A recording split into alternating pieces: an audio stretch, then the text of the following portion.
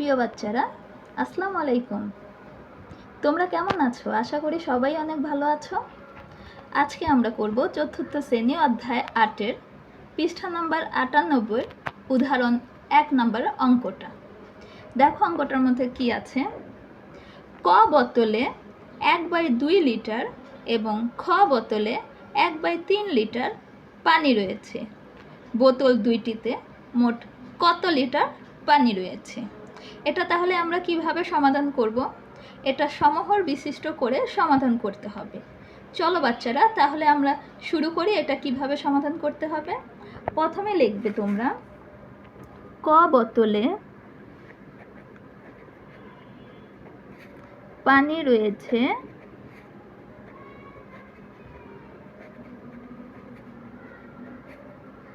1/2 litre. নিচে লিখবে তোমরা খ বোতলে পানি রয়েছে 1/3 লিটার। তারপর দেখো বাচ্চারা কি বলেছে, বোতল দুইটিতে মোট কত লিটার পানি রয়েছে। তাহলে আমরা এখন লিখতে পারি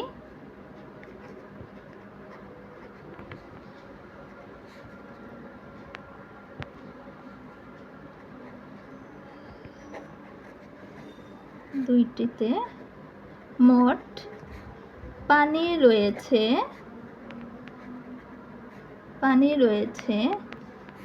দেখো বাচ্চারা, 1/2 যোগ, দেখো আমরা সব সময় জানি অঙ্কের মধ্যে যদি মোট থাকে তখন আমাদের যোগ করতে হয়, তাই আমরা করতেছি 1/2 যোগ 1/3 লিটার।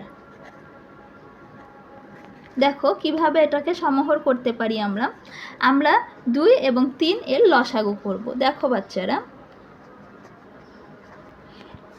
2 এবং 3 এর লসাগু আমরা জানি 2 এবং 3 এর কোনো লসাগু হয় না, কারণ একটি সংখ্যা দিয়ে ওদের ভাগ করা যাচ্ছে না।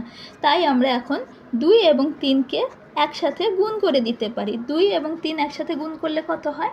6। তাহলে আমরা লিখব 6।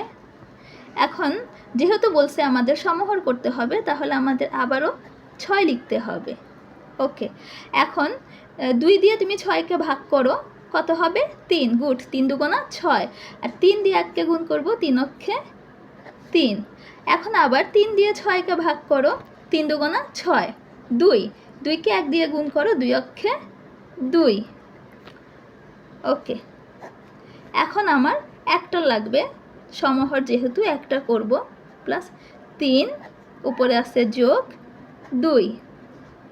এখন তুমি 3 আর 2 যোগ করে দাও, 3 আর 2 5, আর নিচে আছে 6 এত লিটার।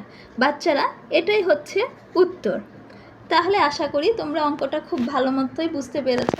আজকে তাহলে অঙ্কটা এখানেই শেষ করলাম। আগামীতে আবার দেখা হবে। আসসালামু আলাইকুম।